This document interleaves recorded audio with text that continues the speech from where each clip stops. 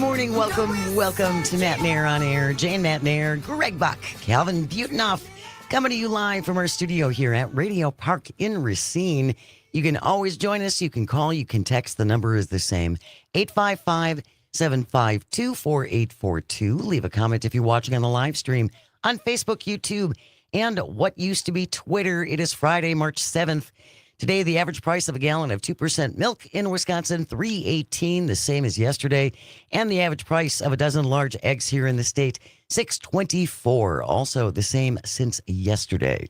When I win, I will immediately bring prices down starting on day one. We have a jam-packed show coming your way today. Next hour, Dan Schaefer from the Recombobulation area, also Civic Media's political editor, will be joining us. Pete Schwaba from Nightlight with Pete Schwaba will be here at 11:33 to talk all things entertainment. Specifically one thing, entertainment. He's finally seen the Green and Gold movie. If you've been listening for the last couple of weeks, you know I have a minor issue. There's a plot flaw with the movie. With the movie, not Pete Schwaba. There's a plot flaw in that movie, and I want to see if Pete actually picked up on it when he saw it. And then we'll wrap up the show as we always do with This Shouldn't Be a Thing. Today it's the Hot Stuff edition, so stay tuned for that. As always, if you have a thing you think should not be, send it in to Greg and me at janesays@civicmedia.us, JANESAYS. Jane says at civicmedia.us. Wanted to start off with this, and I am very genuinely curious. This is from the Milwaukee Journal Sentinel. 40-day boycott of Target begins this week. Here's what Wisconsinites should know about it. And I had been seeing this on social media at least the last 2 weeks, yes, that this was coming. And I am curious, do you take part in boycotts like this? Do you think it's effective? Yeah. 855-752-4842 if you'd like to weigh in on this. A 40-day Target boycott kicked off on Wednesday, protesting Target rolling back its DEI initiatives just after a nationwide 24-hour economic blackout of major companies.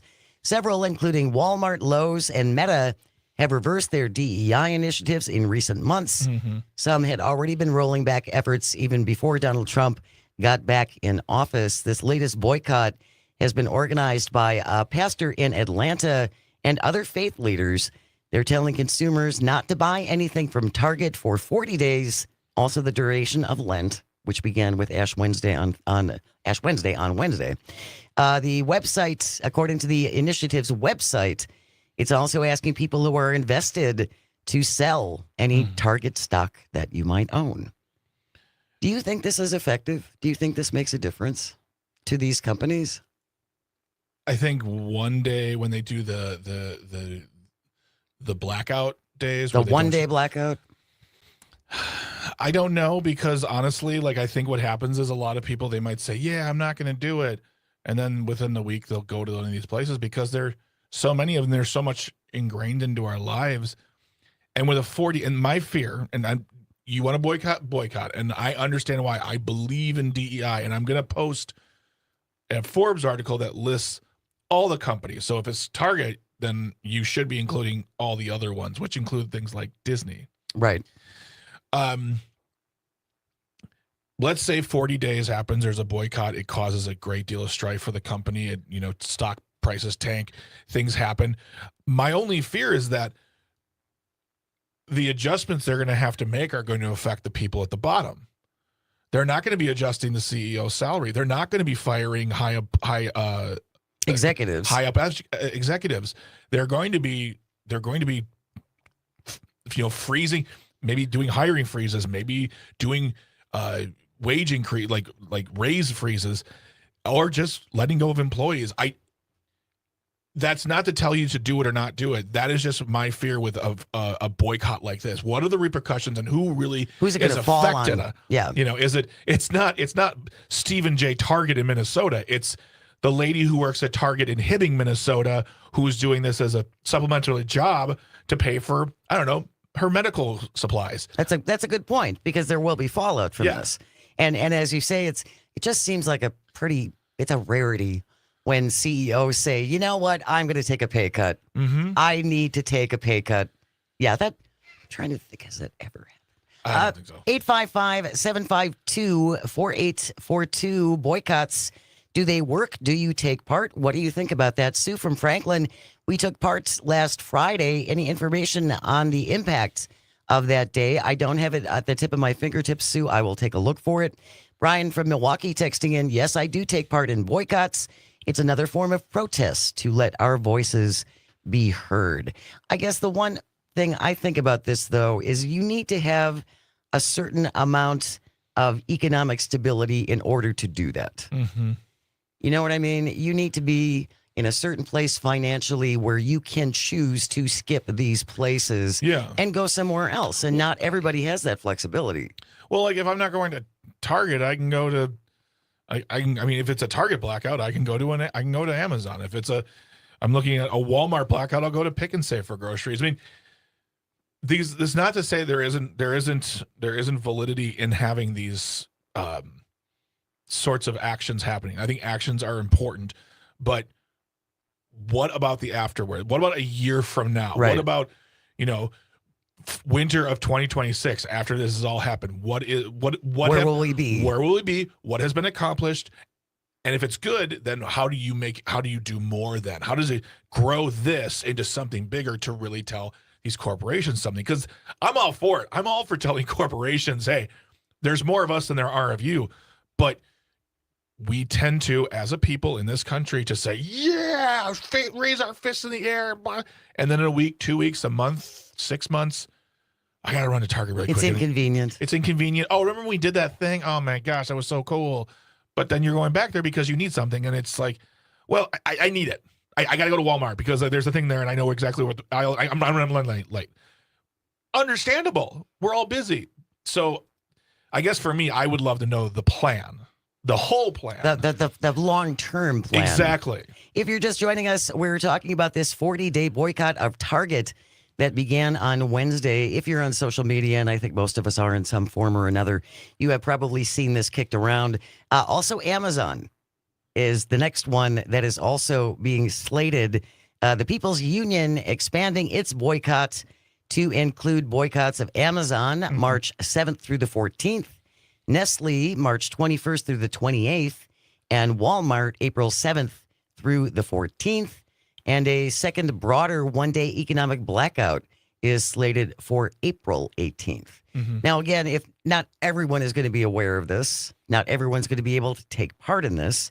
And again, I go back to people who are on the lower end of the financial scale. They just don't have the option. Walmart is probably the place to go for mostly the cheapest that you can find. A gallon of milk right now, Walmart in Wisconsin is the cheapest place to find a gallon of milk. So I understand if some people can't take part, or they say, look, my family eating is more important than anything else. They're making a statement. And I don't want to harsh anyone's mellow or getting anyone's buzz on like sticking it to the man. But like for me personally, there has to be a long-term plan. Like what's next after you boycott Target for 40 days? For 40 days, then what? What are they going to do in, I don't want to say retaliation, but what is going to be their next step if they lose significant market share or if they lose a lot of money or whatever that may be? Because it ain't going to be the CEO who's in trouble. That's a really good point, Greg. It is. That's an excellent point.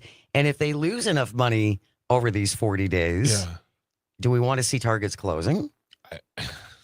And all of the people who work at that Target that are negatively affected. Mary from Tosa texting in, kudos to Costco for its support of DEI. The boycott of Target and like companies gives people an opportunity to protest. And I know that I think Costco's membership has jumped quite considerably since this all came down. Really? Oh, yeah, because they very specifically told their shareholders, we're not getting rid of our DEI. I thought you meant the cost of their membership. No. Oh, no. I mean, that's the thing is Costco is legendary for their takes.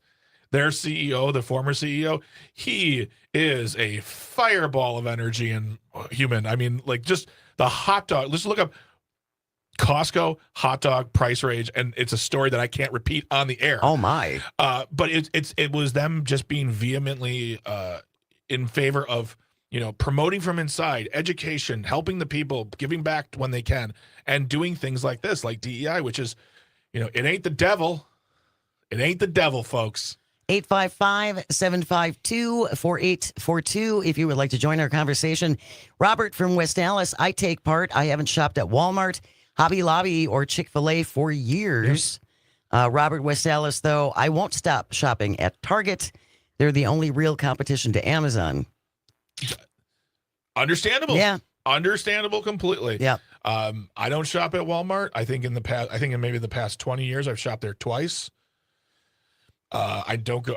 Well, Hobby Lobby, I don't need to go to, and let me just say, and on a personal note, Chick-fil-A overrated. It's fine. Thank you. I went there once. It's a chicken sandwich. Yeah, it's a fine chicken sandwich. It's fine in a pinch, but man, there doesn't need to be 2 drive-through lines, and there don't need to be 50 cars and an army of people outside taking orders.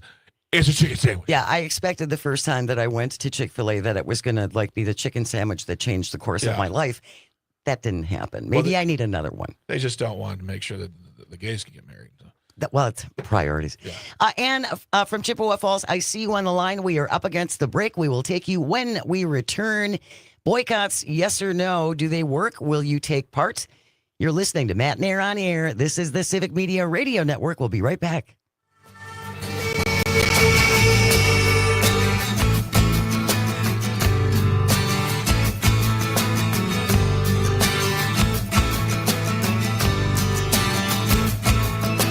She gets mad and she starts to cry.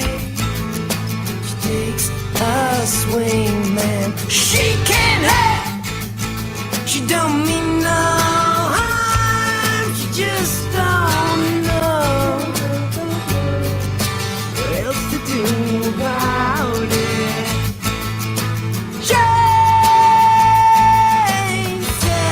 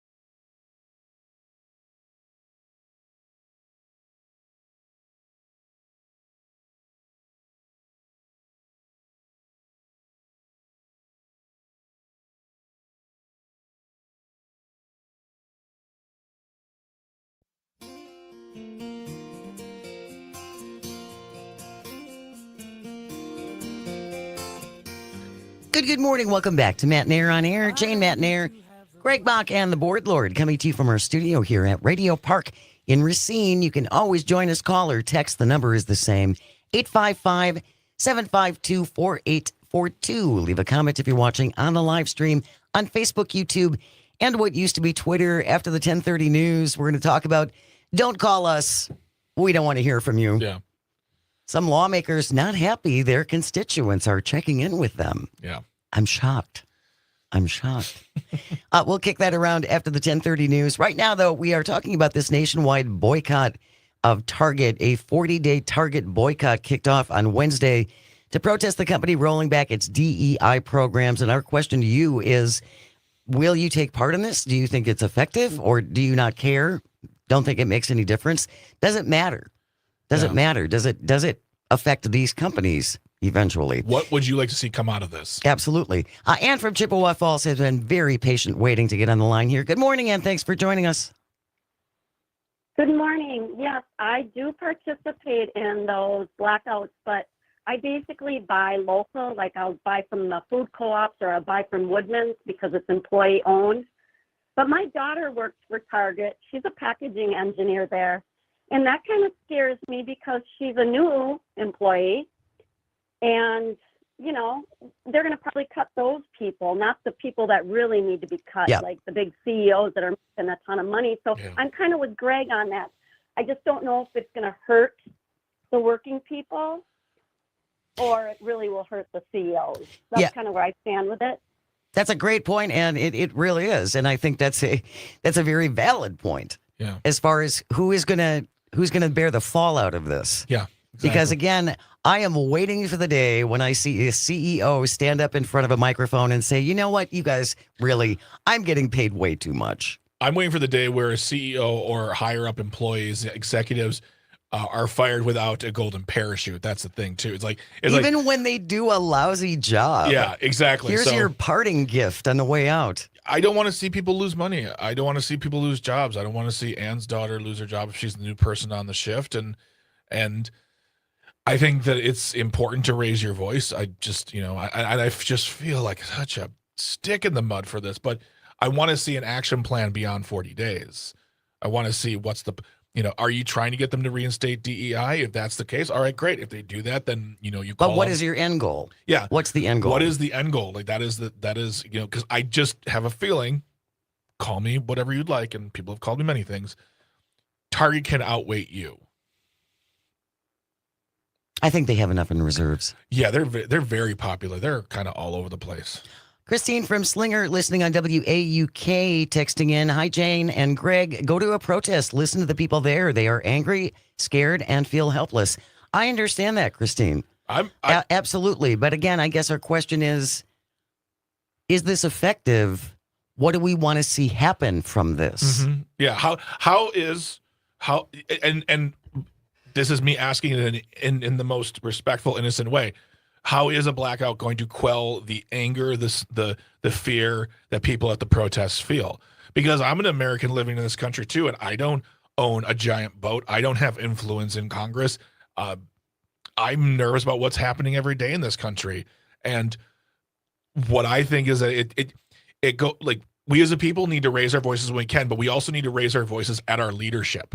And right now, our leadership, whether it's on the right or the left, whether it's on the right, just lockstep with the current president, or it's the left who is consistently letting the people down with ping pong paddles and signs. And there's a lot of disagreement about that too. Yes. On how the Democrats should be handling all of this. Exactly. So I guess my point is like we can raise our voices and keep our dollars away from these companies, but we also still need to be raising our voices at the people who make the laws that affect us. And we're going to talk about that after the 10:30 news. Yeah. Joshua from Wausau listening on WXCO. My 13-year-old daughter loves Chick-fil-A. One of their mobile trucks came to Wausau recently. It was about 20 degrees.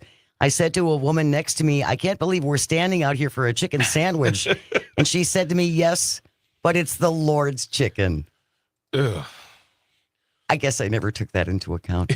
The Lord is a chicken coop? Oh my gosh, How much are his eggs? 855-752-4842. We're talking boycotts. Do they work? Is this effective? And what Yeah. should the end goal be? Eric from Milwaukee is on the line. Good morning, Eric. Thanks so much for joining us. Yeah, I think you want to send a message.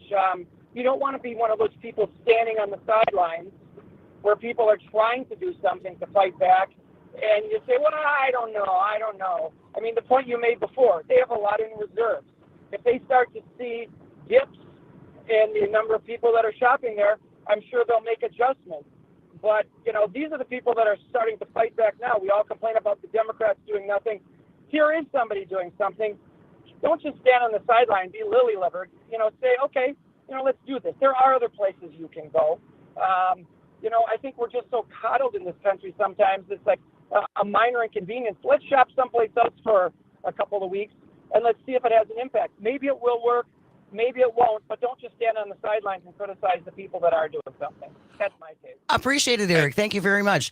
People are very frustrated and angry and frightened, as Christine pointed out, and they want to do something. They want to put this energy and this fear and this frustration into some direction. Yeah. And I totally get that. I absolutely get it too. I absolutely get it. I just, for me, if it's about getting these companies to reinstate DEI programs, that's great. I believe in DEI programs. I think they're important. I don't think there's nothing evil about them. Sorry, Robin Voss. But the point is for me, I still have questions, and I still have concerns about them. So once again, I concur, I agree, I support all those things, but we need to answer those questions as well, because if Target loses, if Walmart, whatnot, they can take it out on their employees. We have news coming up next when we return. Don't call us. We're going to ignore you. That's on the way. Stay here. You're listening to Matenaer On Air on the Civic Media Radio Network. Somebody ringing the bell. Do me a favor. Open the door. I let him in. Yeah, yeah, yeah, yeah, yeah.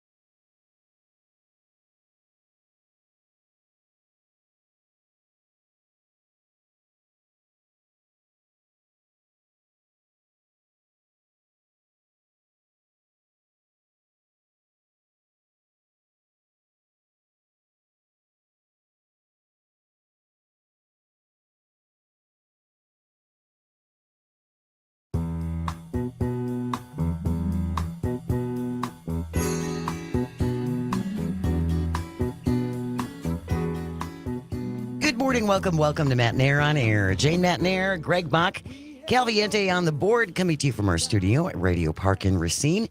You can join us, call or text. The number is the same, 855-752-4842. Leave a comment if you're watching on a live stream on Facebook, YouTube, and what used to be Twitter. After 11 o'clock, Dan Schaefer will be here from the Recombobulation area, also Civic Media's political editor, and we're going to be talking about the Marquette University Law School poll that came out yesterday. Mm-hmm. A lot of people don't know who's running for the Supreme Court. But they know it's important. They know it's important, but they just don't know anything about the two candidates. Exactly. Here is one way to help you get informed. Seriously, if you are not sure, this is a very, very important race that will affect our economy, reproductive rights, public education. You can join the Protecting Justice for All. This is going to happen next Wednesday, March 12th, at the Overture Center for the Arts in Green Bay, with an in-depth discussion of what is at stake. We'll have expert panels followed by a debate watch party with free food and beverages. If you want to find out more, you can register for free. Sign up to join in person or online. upnorthnewswi.com/supreme. That's upnorthnewswi.com/supreme. Jane, that's not the only thing that's happening in and around Milwaukee when it comes to elected officials. Our good friend, Mr. Derek Van Orden, is going to be doing a meet and greet on Saturday. He is? March the 15th at 5 p.m. at the Phoenix Center in Richland Center, Wisconsin. Oh, Todd Alba's hometown. Todd Alba's hometown. And folks, if you want to go, you simply get yourself $40 and you pay for tickets and you contact the GOP there in Richland County and they'll put you on the list. A measly $40 for the honor, the privilege of seeing Derek Van Orden. You may have seen him in such places like Congress, outside the Capitol on January 6th. The staircase of the Capitol, yelling at reporters. He's all over the place, folks. He's everywhere. But if you've got $40 just burning a hole in your pocket, March the 15th, meet and greet. Phoenix Center and Richland Center, Wisconsin. Get your tickets now before they're gone. Our elected official. All you have to do is pay to see him. Exactly. So nice. Two Jacksons. Just two Jacksons. $80 for two people. Come on. Oh, that's a date, my friends. Why not? That's the only time you're ever going to get a chance to see him. Oh, my gosh. And make sure you ask him lots of questions in rapid succession. I'm sure that will be really welcomed. Oh, yeah. This kind of jumped out at me when I saw this pass along my social media feed yesterday. Swing state Republican prefers people do not call his office. I bet you do. Yeah. According to WCPT 820, Representative Bill Huizenga of Michigan is tired of his office phone ringing with calls from angry people who live in Michigan. He's from Michigan. He recently told a Kalamazoo-based CBS affiliate that he, quote, prefers people do not call his office, unquote. That should be put on a plaque and distributed to many, many, many of our lawmakers. We'd rather you not call. We'd rather you not call. Yeah. Or, yes, call us. We'll ignore you. Yeah. Leave a message at the tone. Mr. Huizenga, elected Republican for Michigan. That's not a real last name. Come on. He prefers constituents go through his website. Don't call his office. Go to his website. And to be fair, they want people's addresses to be legitimized to confirm this is coming from people who are his constituents. Okay, I'll give you that. Yeah. They genuinely do not care if people from Wisconsin are ticked off in Michigan. Gotcha. Right? Well, no, they're going to pay more attention to the one would hope. That's absolutely fine. And Jane, just putting it out there, believe in the Civic Media app to bring people the news all across the land. So if there's someone living in, say, Portage, Michigan, or Holland, Michigan, who's represented by Mr.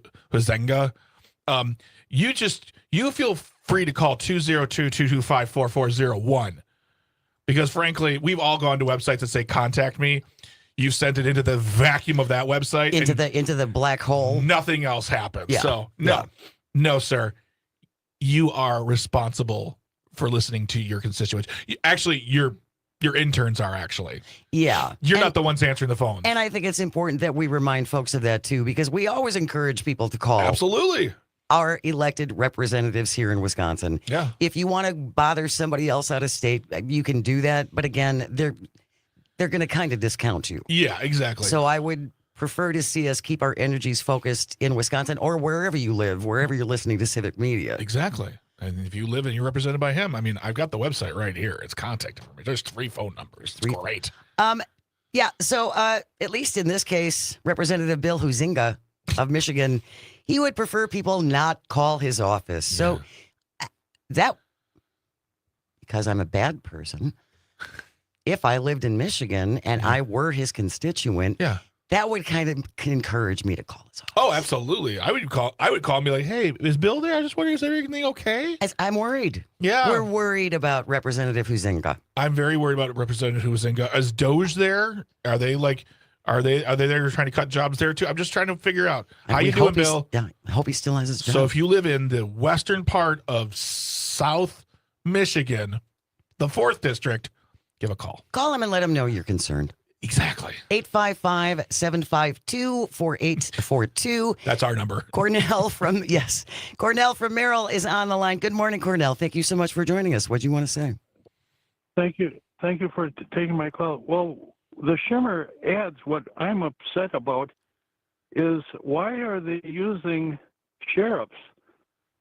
He's using sheriffs in his ads. I really don't think that's right because the sheriffs are paid by the taxpayers. I'm pretty sure, Cornell, they're not supposed to do that.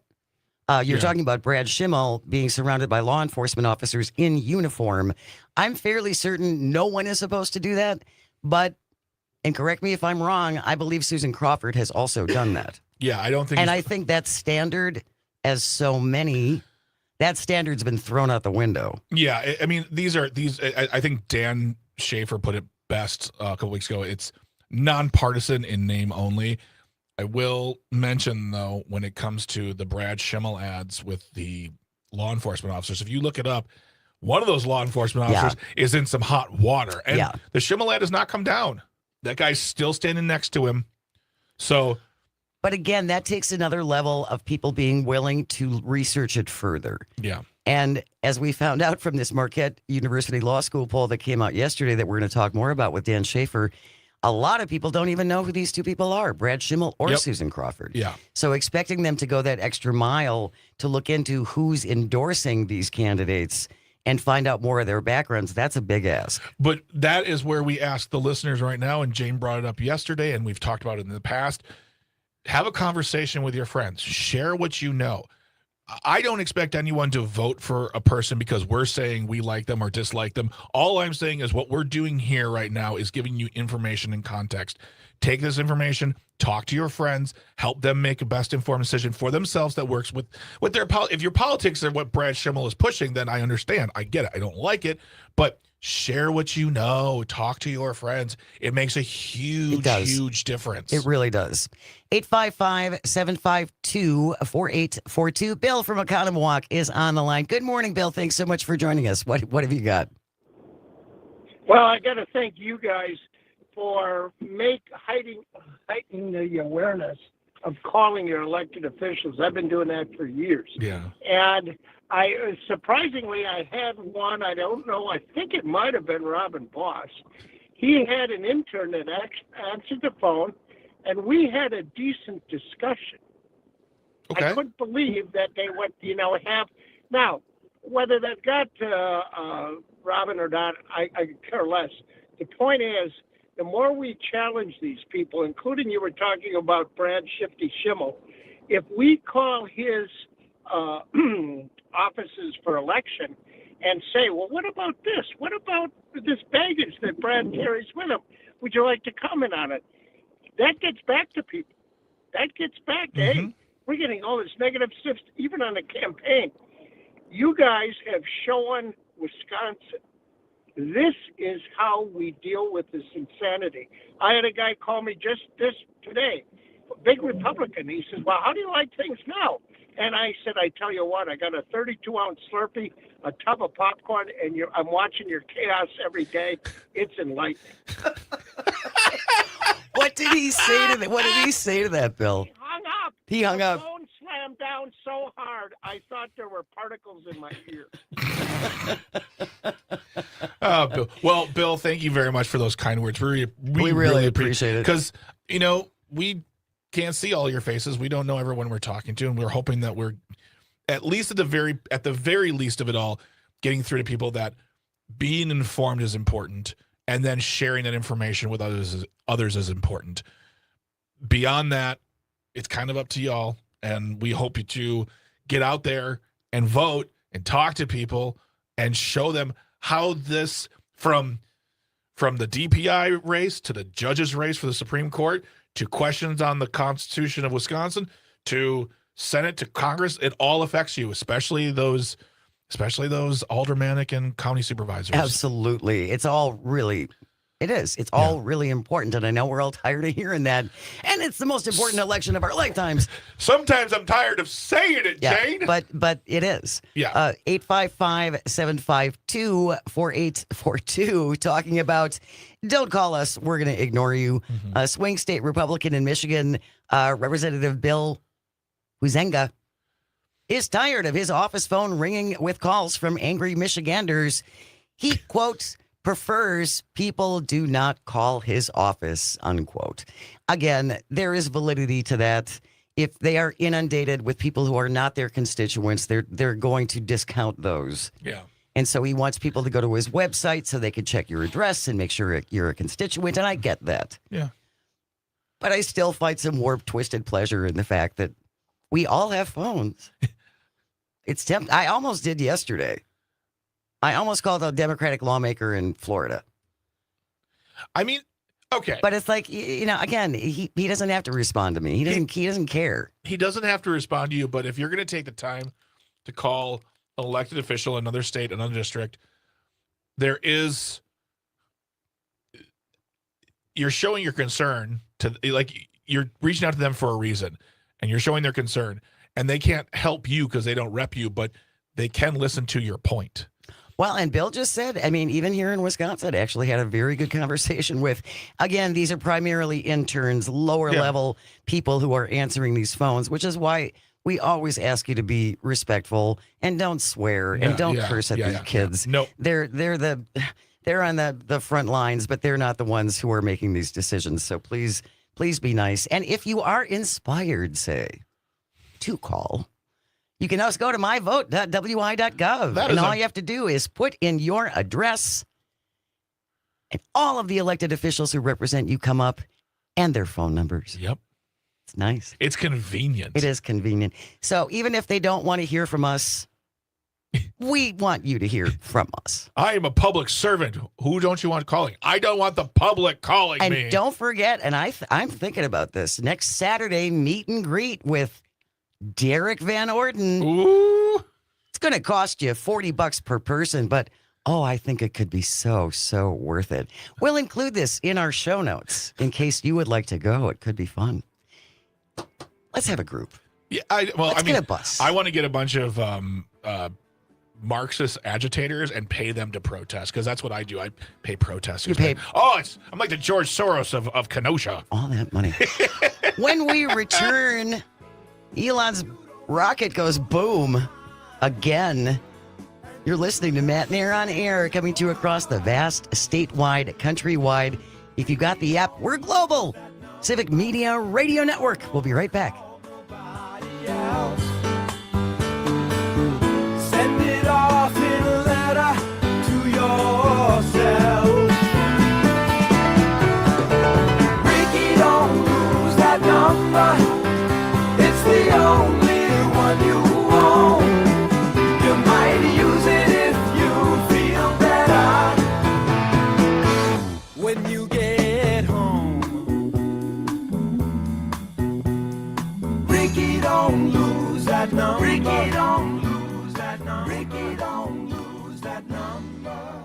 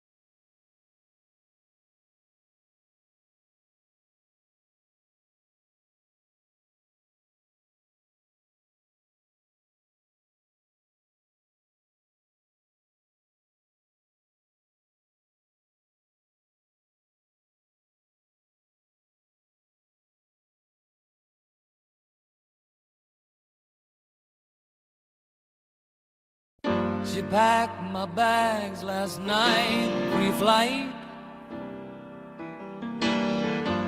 0 hour, 9 a.m. Good morning. Welcome back to Matenaer On Air. Jane Matenaer, Greg Bach, Caliente on the board, coming to you from our studio here at Radio Park in Racine, where you can join us at 855-752-4842. Leave a comment if you're watching on the live stream on Facebook, YouTube, and what used to be Twitter. Before we came to break, we were talking about contacting our elected officials and letting them know what you think. And I had forgotten about this until Sue from Franklin texted it in. And thank you so much for reminding me. If you would like to call one of your representatives and you feel like you get a little tongue-tied and you don't want to be that way, there's an app called 5 Calls. And my sister Suzanne had talked about this not too long ago, and they actually provide scripts for you. Yeah. So if you want to make a call, and you don't feel maybe like you're going to, a lot of it, you get nervous, you know, you have a lot of points you want to make, and then you get excited or you get nervous and you might forget. So this is a resource that you may want to check out. We can include this in our show notes after the show is over. The app is called 5 Calls if you would like to contact one of your representatives. And again, we do encourage you to be respectful. Absolutely. Always be respectful, please. Ollie from the Northwoods is on the line. Good morning, Ollie. Thanks so much for joining us. What's going on? Hi. I have 3 quick points to make. The first point is when I'm talking to family members or my grandkids especially, I try to make sure that they're informed about the candidate and make sure that they remember to vote. I mean, I always tell them, I can't tell you how to vote, but here's what I know about each person. Good for you. Yeah. And I do that with anybody I talk to. And then also I've made several calls to representatives here in Wisconsin. I've had a real good response from one and a real bad response from another. I'll talk about the the bad response first. I called Ron Johnson's office and first got on with a very nice lady, and we were having a conversation, and she started talking about, well, the people voted for him, that he has a mandate. And I said, well, I don't think the people voted for Elon Musk. And right then and there, her phone clicked. She hung up on you? Hung up on me. What? Well, I thought so. No, I thought so, but within seconds, a gentleman came on the phone, and I used that lightly. Believe me, because he was the rudest, most condescending person to me that I have ever met in my whole 70-some-year life. He first off said, well, you're a Democrat. And I said, first off, you have no idea who I voted for. I said, I am a Wisconsin voter, and that's all I've said. And I said, you know, we voted for, people voted for more than just Trump. And nowhere, he said, well, he had a mandate. And I said, well, nowhere in his election campaigns that I saw did it say that he was going to have Elon Musk as his co-president. Yeah. Thank you so much, Ollie. Appreciate it. And I'm sorry that you had that experience. That's really shameful. I mean, really, when it comes down to it, it sounds like the person she talked to was, in fact, Ron Johnson. Because that's honestly what Ron Johnson does. He steals the narrative. He steps on people's voices and he says, "You're a Democrat. You don't know what you're talking about." That's a constituent. Well, aren't they supposed to be there for all of us? Even if we didn't vote for you, you still represent the state that we all live in. Yeah. Are you only addressing concerns from Republicans? Yeah, I mean that doesn't seem very American to me. And I want George on the live stream. George on the live stream says, how about this concept? We elect folks and let them do what they do and not micromanage them.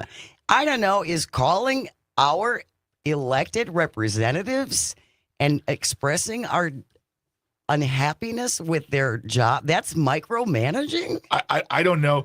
Tell me if this sounds like micromanaging. You have your little minion bros send out emails to all federal employees saying, what is 5 things you did this week? Tell me that's not micromanaging. As you say, change my mind.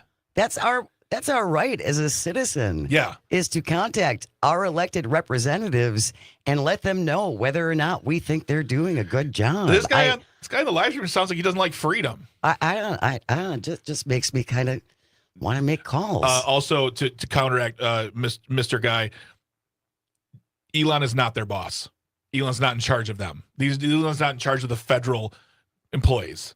No, not at all. From what Donald Trump has said, he's not even in charge of Doge. Yeah, he's an unelected dude with a chainsaw and other problems. So nice try. I wish you believed in freedom, George.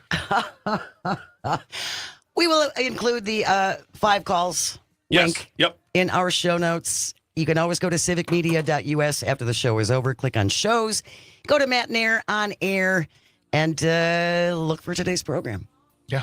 Coming up, we have the news on the way. Dan Schaefer will be here from the recombobulation area, and Civic Media's political editors. Stay with us. You are listening to Matenaer On Air. This is the Civic Media Radio Network.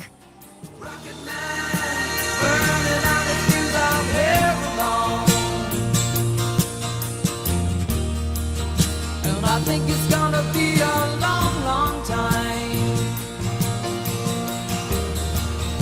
And I think it's gonna be a long, long time. And I think it's gonna be a long, long time. And I think it's gonna be a long, long time. And I think it's gonna be a long, long time. And I think it's gonna be a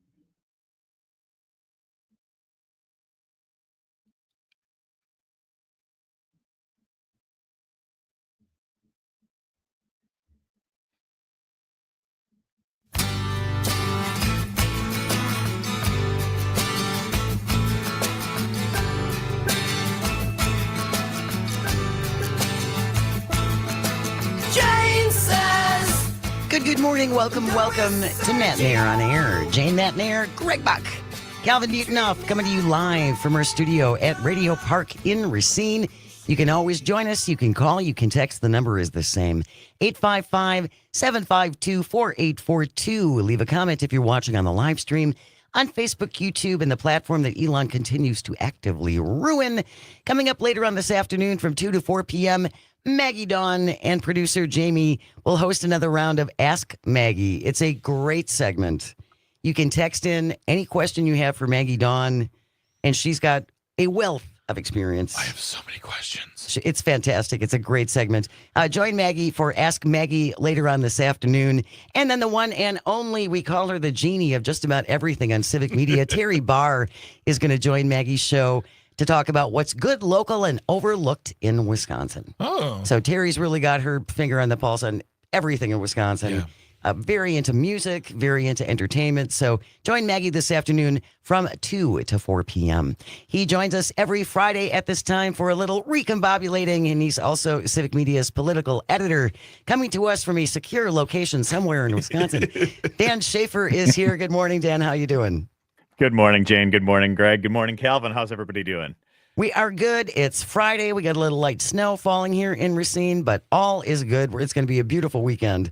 By the way, we have incredible weather coming up this weekend, so I hope you can get out and enjoy it.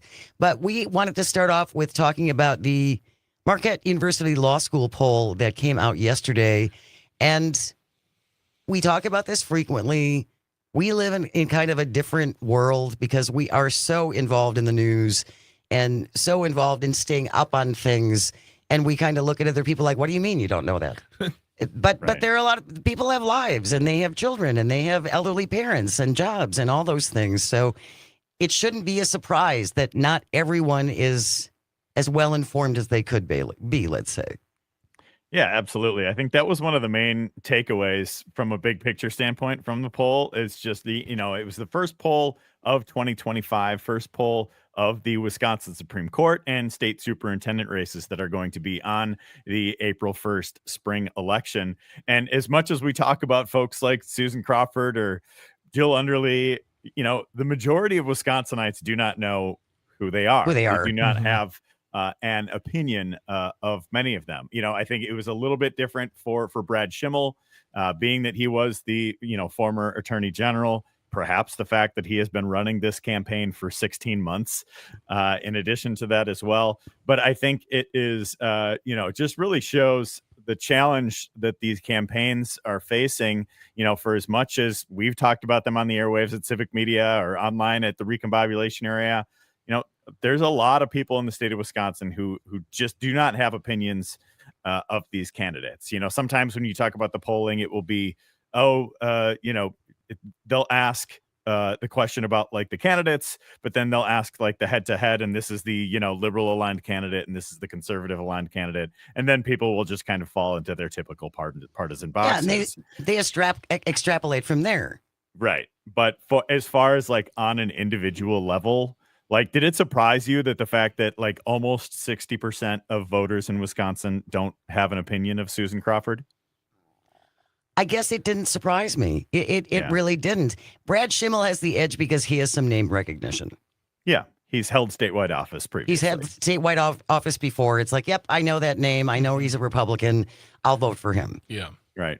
And it was, but still, even though, even given all of that, he was still, I think it was close to 40% of people did not have an opinion of him. So I think, the Marquette poll did not do a head-to-head poll between Crawford and Schimmel. And I don't think we would have really learned anything from it because we have so many people who have not formed an opinion on these candidates, which I think makes this final stretch especially important. I think people are so tuned into what's happening nationally that the state level stuff maybe is still, even as we're getting, millions and millions of dollars in ads, and this is like blowing past all records and spending for a state court race, like it's still not the same, as any other type of statewide race. Well, and speaking of money, I saw another article this morning. Elon Musk now has poured like $6 million into this race. Lots and lots of money. Seems to me Elon really, really, really wants Brad Schimmel on the Wisconsin Supreme Court. Yeah, and his ads have been the ads coming from the groups that he's funding have been like elect Brad Schimmel to allow the Trump agenda to go forward and all of that, and that's kind of been the approach from Elon. And there was some polling on Elon here in this race too. Do you want to talk about that? Oh, let's. Yes, please. Okay, so I'll let me pull up the Elon polling. By the way, since we didn't have I forgot to mention this before we went to the news at the top of the hour. Another SpaceX rocket went boom last night. It exploded shortly after it was launched from Texas, and it caused the grounding of flights over most of southern Florida. Fortunately, nobody was hurt. That's the good thing. But yeah, another rapid unscheduled disassembly from SpaceX. Another masterful gambit, sir. Masterful gambit, Mr. Musk. That went so well. But anyway, let's get back He meant to do that. Yeah, that was intentional explosion. Tell us about Elon's numbers.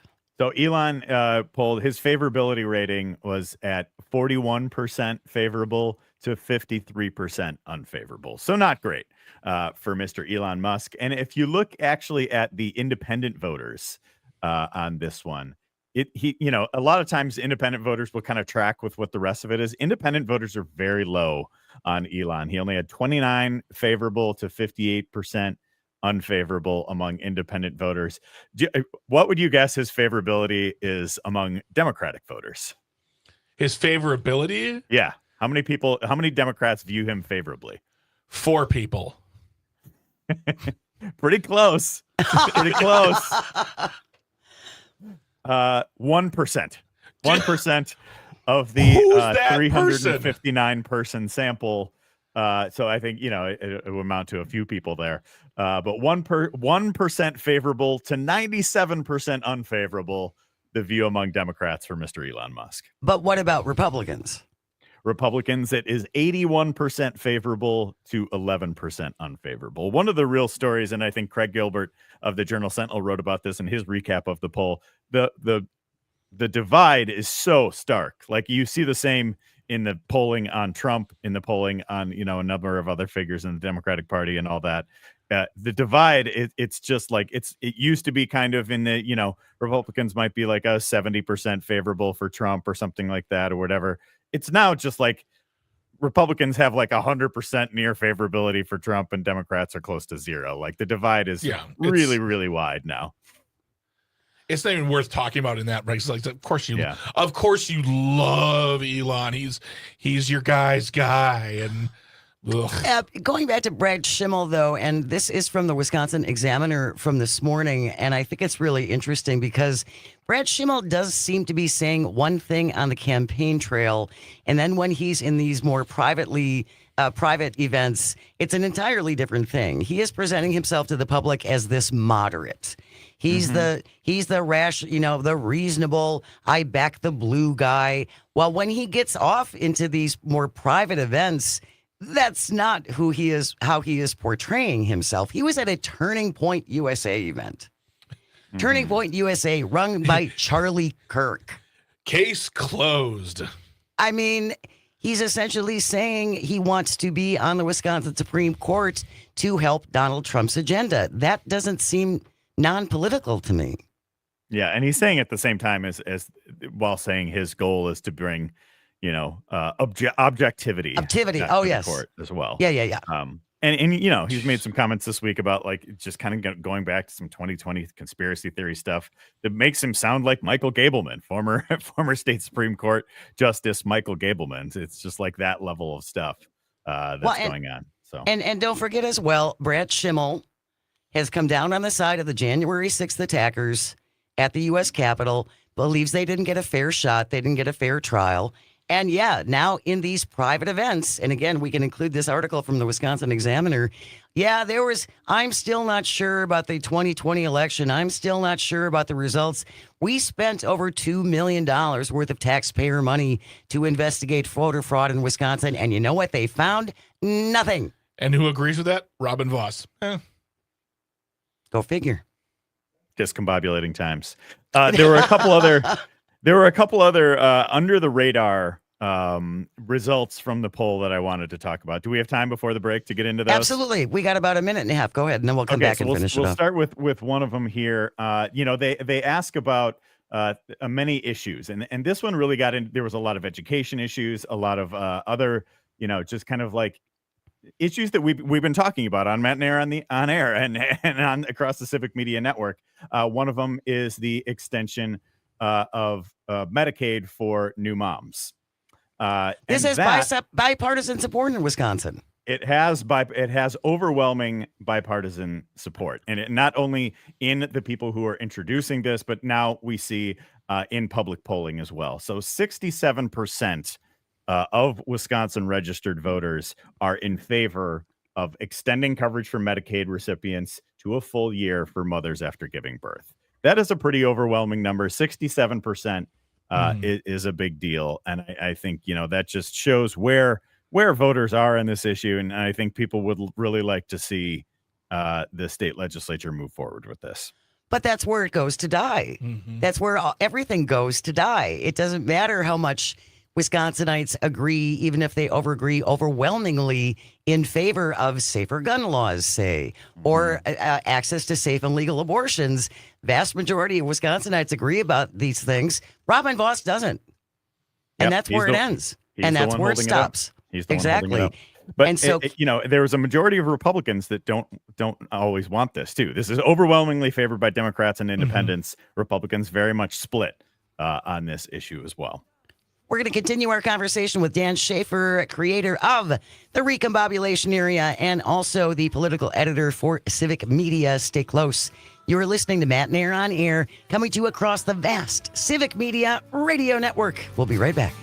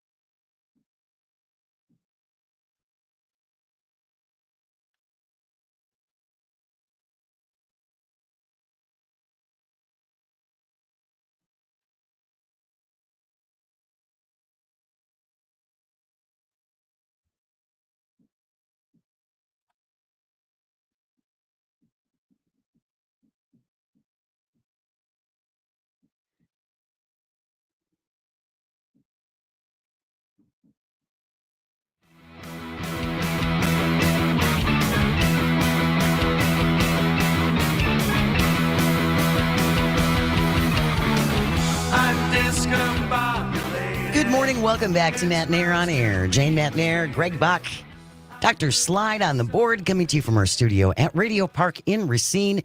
You can join us, call or text at 855-752-4842. Leave a comment if you're watching on the live stream on Facebook, YouTube, and what used to be Twitter. He joins us every Friday at this time, creator of the Recombobulation Area, and also Civic Media's political editor. Dan Schaefer is here, and we've been kicking around the latest Marquette University Law School poll that came out yesterday. And Dan's gleaned some kind of things, some of the under the radar things that not everybody is necessarily talking about.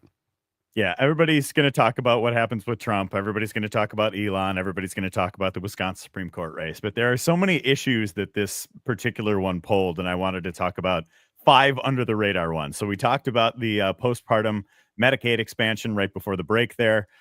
Next one I wanted to talk about was childcare, something we talk about that I've talked about a lot, on this show and at the Recombobulation Area and elsewhere.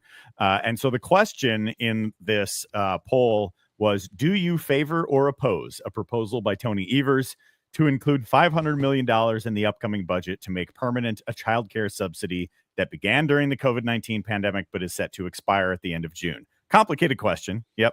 But it broke down 54% in favor, 45% oppose. And if you look at the partisan divide on this one, it is really stark. Democrats and independents favor making this subsidy permanent. Republicans, by an overwhelming margin, are opposed to funding childcare in the state. So what is their answer then? Women should just stay home and take themselves out of the workforce and stay home and take care of their kids?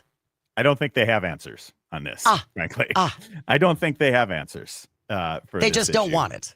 They don't. They just don't want it. And the Child Care Counts program that this question is alluding to was recognized by the Wisconsin Policy Forum as an exceptional program. That's a nonpartisan policy analysis shop, and they have recognized that how effective and how important it has been to keeping child care facilities open in Wisconsin and raising wages for the people who are caring for our kids. And so I think those are really important things. But again, this has turned into a very red-blue divide on this one in particular. I just have this is purely speculation for down the road when Robin Vos is either voted out of office or steps down. How many Republicans, not just Democrats, but Republicans be like, okay, can we get some work done? Can I take something back to my district, to my people? Because campaigning on childcare, expanding healthcare, I mean, all these things are great things. People just agree on them. And I feel like the moment Robin Vos makes his way out of his little power office, people are gonna be like, all right, let's get some work done. Now we can actually get something done. Exactly. Dan, it looks like I think you're frozen on us. There you are. There you are. Hope I'm not frozen there. Yeah. I was just looking. Let it go. I was looking up the next one because the next one I wanted to talk about in this polling is on Act 10, which of course has been back in the news with the case striking it down and just kind of as it winds through its way to the Wisconsin Supreme Court. So for this one, the question was on if Act 10 should be. Do you hope that the court upholds Act 10 or strikes down the law as violating the state constitution? Only 42% of Wisconsinites said that they would want to uphold the law. 54% saying that they would prefer to strike the law down. It is almost 14 years exactly since that law was passed in the state of Wisconsin in that tumultuous spring in 2011. And I think it's one of those things sometimes you look at how policies age. Right. The Affordable Care Act was one of those things that people were very polarized over in the early going. But as it aged, people's public opinion of it really has been positive over the years. Act 10, I think it's pretty interesting that it is as much of a net negative as it is here, because you see conservatives touting this proposal, touting Act 10s as this, major success in Wisconsin. Well, in large part, Wisconsinites are not feeling it.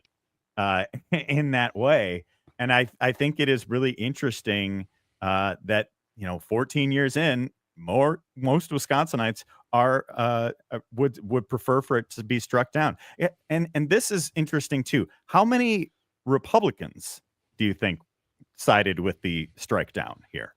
More than we would ever know, I'll bet you, just because they didn't have the guts or couldn't say something. Couldn't step out of the circle. Because they all represent teachers and schools and like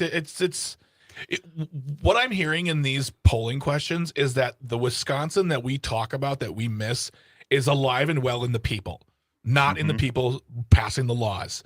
They are upholding the will of the people. Every single day they are occupying those offices, period.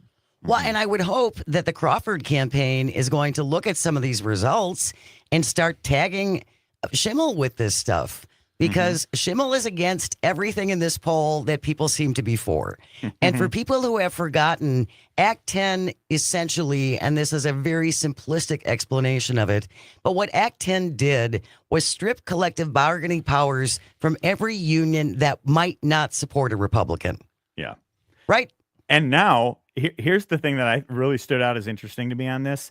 34% of Republicans want Act 10 to be struck down. So we were talking before that how there's these huge divides, on Elon Musk, on Donald Trump, and all of these different things. A third of Republicans now want Act 10 to be struck down. I found that fascinating. Well, and there's hay to be made out of that. Yeah. If they utilize it. And not just in this upcoming election, but in primaries and general elections in the future over the next few years. I mean, this is very telling information, Dan. And it actually makes me feel a little good. better. It makes me feel better because it means, Wisconsinites still have the right mindset for what we need to do to move forward, which is our state motto, moving forward. But yeah, unfortunately. Now all we need are elected representatives who will actually do what their constituents want. I know it's asking a lot. In Wisconsin, apparently it is. Apparently it is asking a lot. Dan Schaefer, our guest from the recombobulation area, political editor for Civic Media. Friday, words are hard. News coming up next when we return. Pete Schwabe here from Nightlight. Stay with us. You're listening to Matenaer On Air on the Civic Media Radio Network. Once I get strapped in the 210, wheels up and we'll be rocking, getting out of frozen Wisconsin. I need you to recombobulate me. I want you to recombobulate me. I need you to recombobulate me. Won't somebody recombobulate me?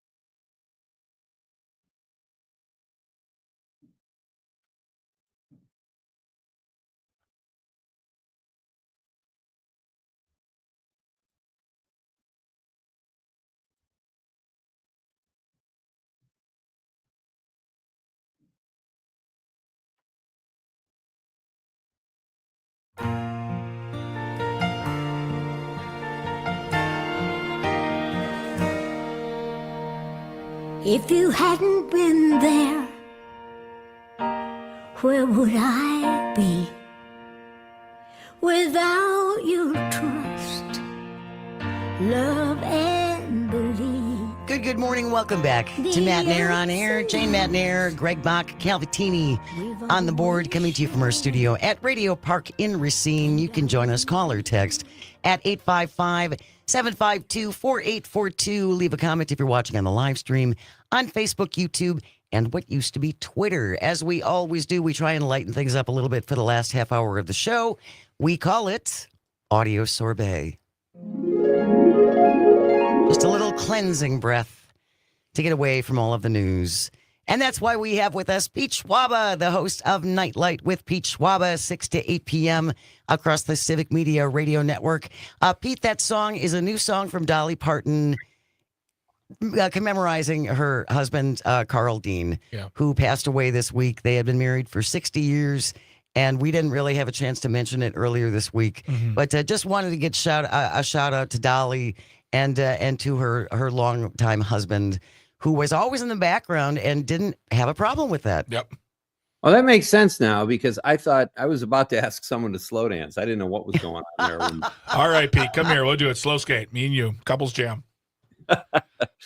Yeah, that was something else. I kind of forgot she was married, like you just never heard about the guy, but they were together for like 60 years. Yes. And she's like all over the news saying, what a great marriage they had. And she might be doing cartwheels behind the scene. We don't know. 60 years is a long time, but no, it's a kind of a pretty song. I like it. It's great. And I love their origin story is so adorable. She was 18 and she had just moved to Nashville, and she met him outside of a laundromat called the Wishy Washy Laundromat.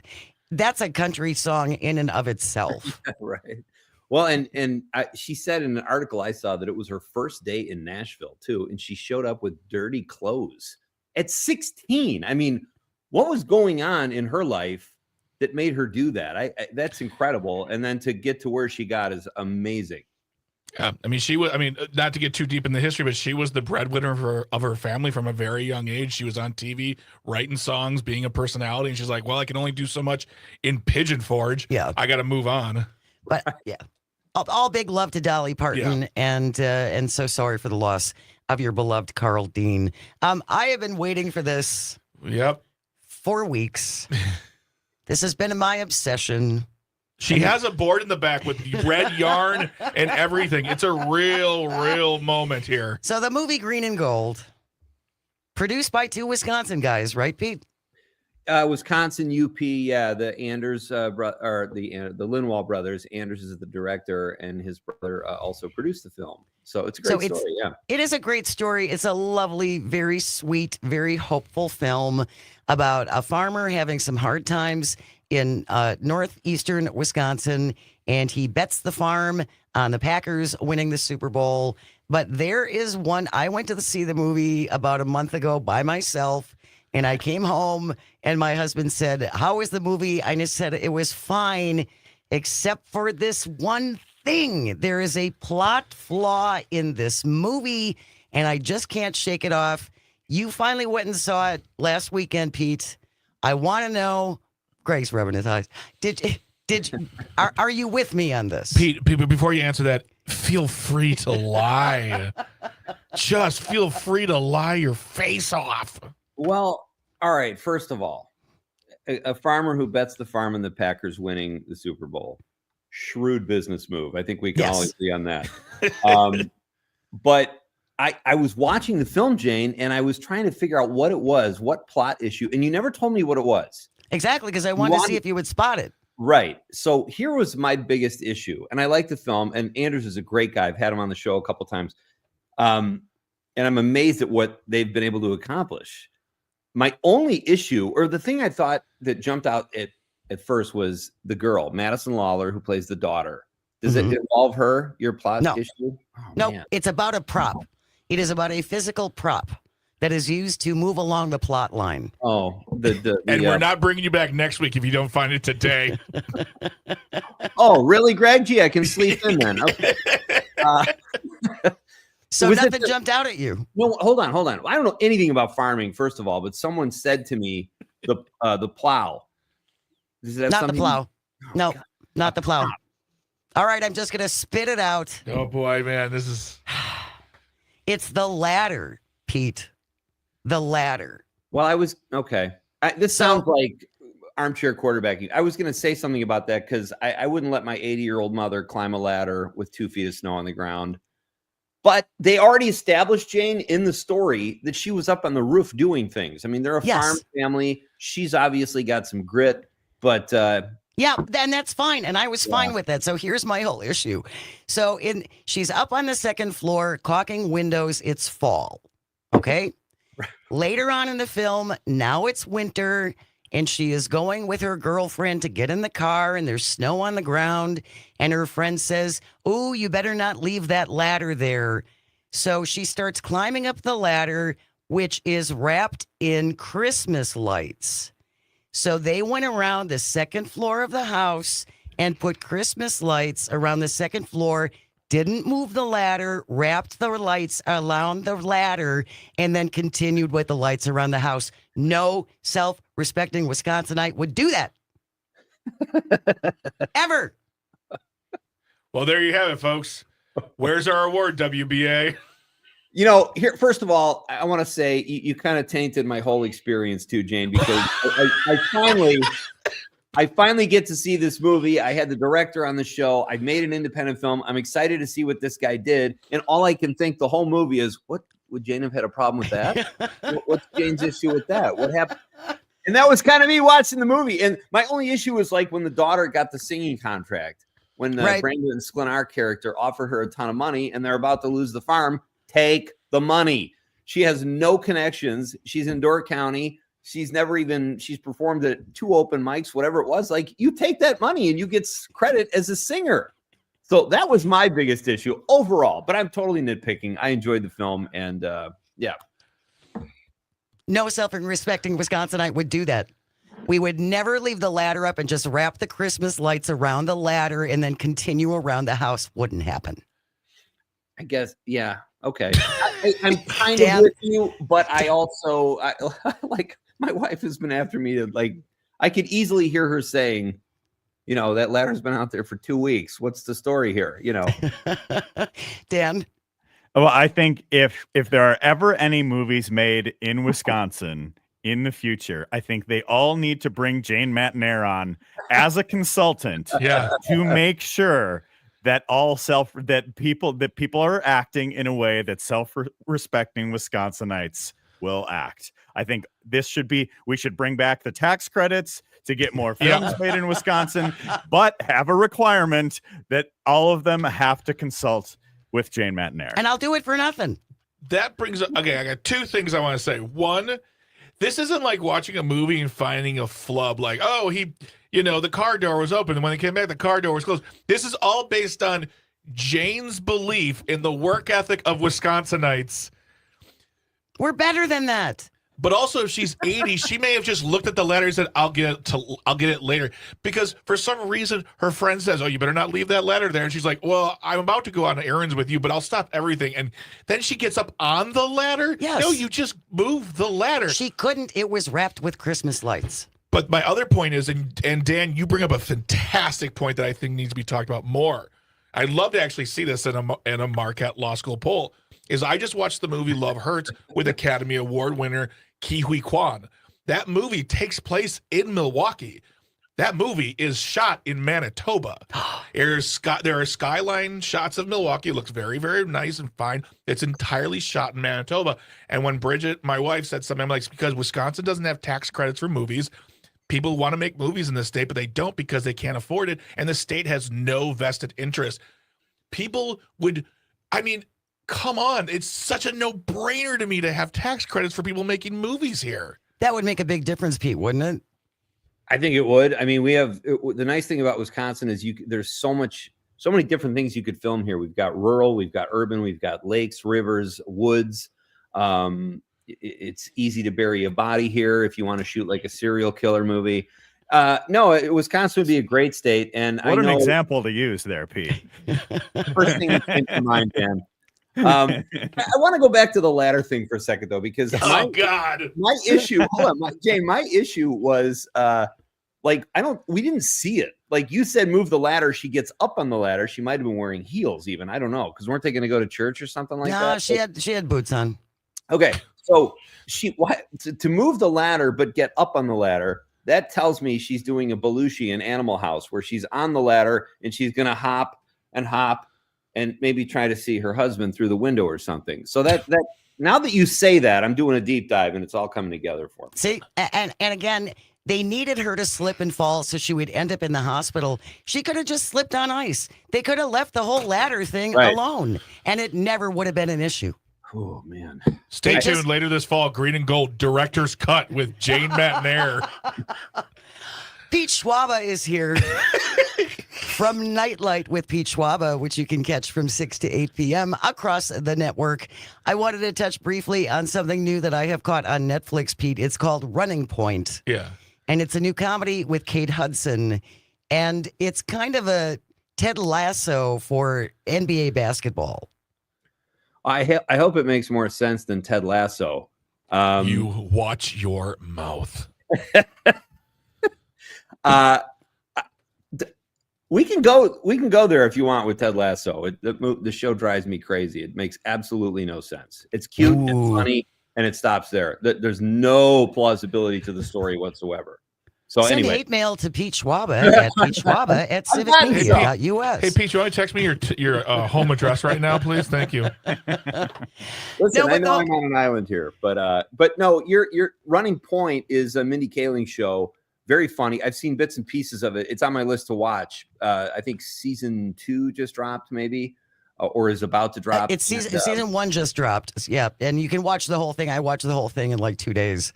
Oh, okay. And it's a lot of fun. fun. It's funny. It's sweet. I think they are trying to be the NBA version of Ted Lasso. It was with soccer, but I think the one issue that I have with it is it's almost formulaic, like an old sitcom, in that there's a problem at the beginning, and that problem is solved by the end of the episode.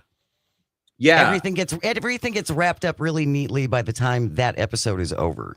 Well, and I think this is Kate Hudson's first 30-minute or half-hour comedy. Yeah. So it is more formulaic, but that's Mindy Kaling. Like I saw The Office when I was reading about it, and some of the clips I've seen, it reminded me of The Office, but I could see the Ted Lasso comparisons as well. Yeah.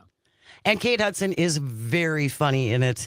She has no problems making fun of herself. She walks into the same clear door over and over and over again. It's hilarious. Which is never not funny, yeah. Yeah, I just give her a lot of credit for being willing to make fun of herself. I just want to read, we've gotten some text in. I just want to read this one text. It rules from Brian in Milwaukee. He says, I love you, Jane, but 3 weeks later, the ladder. it is kind of like Who Shot Bobby, and then Bobby's like there, and you're like, what happened to Bobby? Bobby was just showering for a whole summer. Watch Green and Gold. I'm telling you, it's going to jump out at you. I think she's being paid by Big Green and Gold right now. I think it's all a ploy just to push the movie. I'm being paid quietly on the side. Some guerrilla marketing here to get Jane to talk about this. I'm just trying not to talk about Ted Lasso right now, and I'm not going to lie, it's tough. Oh, we're gonna have you back. That's gonna be a whole throwdown about Ted Lasso. Pete Schwaba, what's coming up on your show tonight? We've got Mike Clemens, Civic Media Sports Authority. He's Mike wonderful. Clemens, always love having Mike, and it's a bar band Friday night. Terry Bach coming up with new music. It's going to be a lot of fun. Pete Schwaba, catch him tonight, 6 to 8 across the network. Dan Schaefer from the Recombobulation area. Thank you so very, very much. When we return, this shouldn't be a thing. That's hot stuff, baby. That's hot stuff. Edition. You're listening to the Civic Media Radio Network. We'll be right back. I wouldn't be here. I wouldn't be here if you hadn't been there. Oh, I wouldn't be here if you hadn't been there.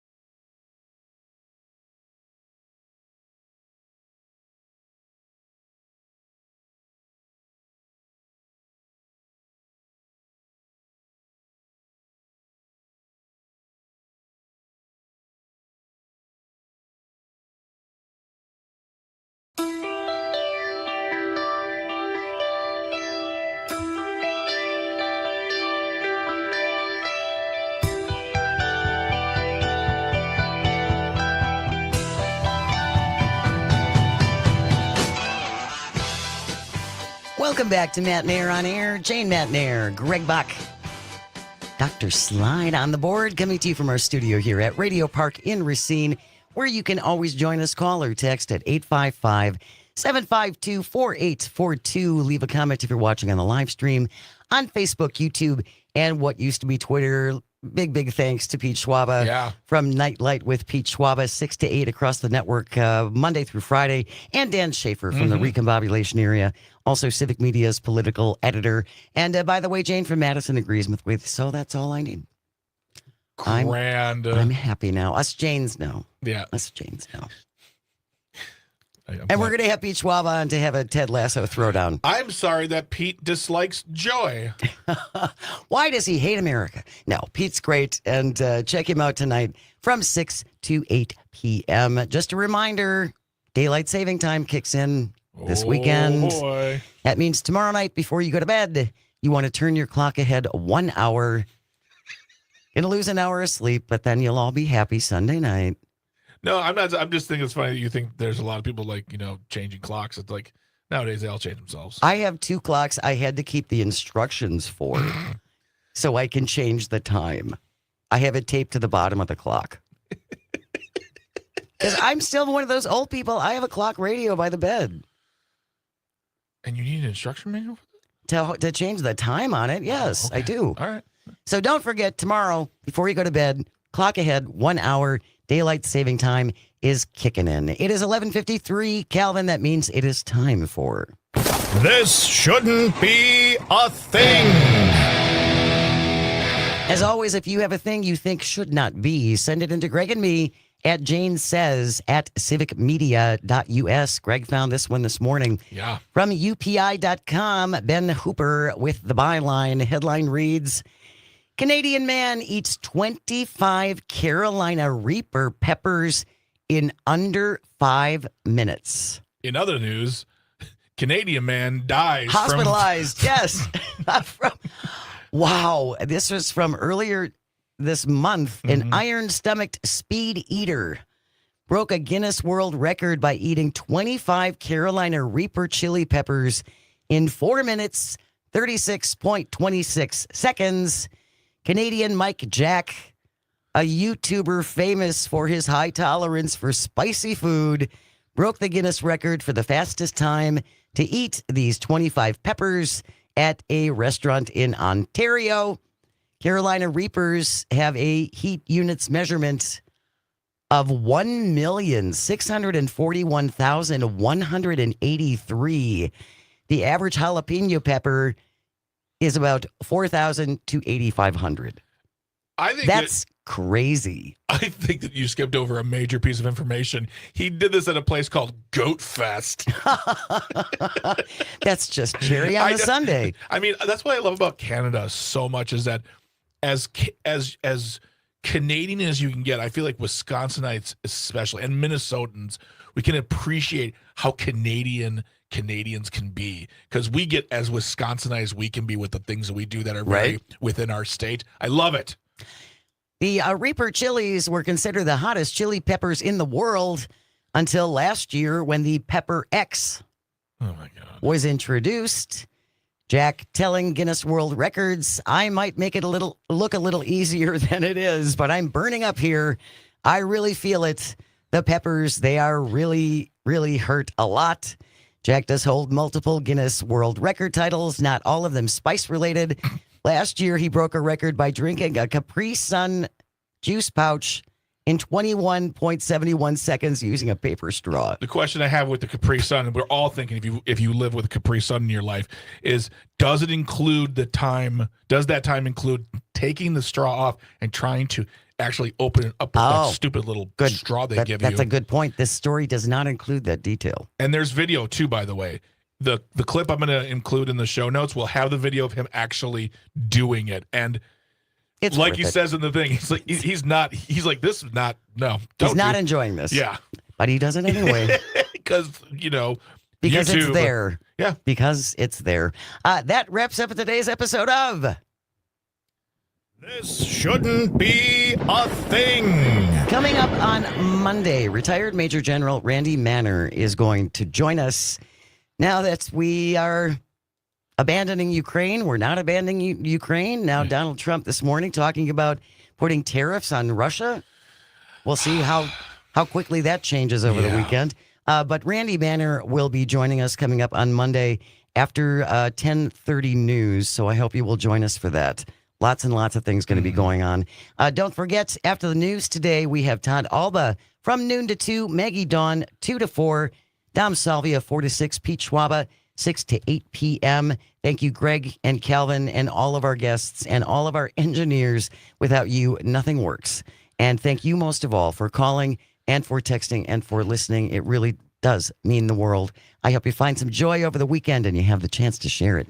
Keep it here. News coming up next on the Civic Media Radio Network. We'll see you Monday. Yeah.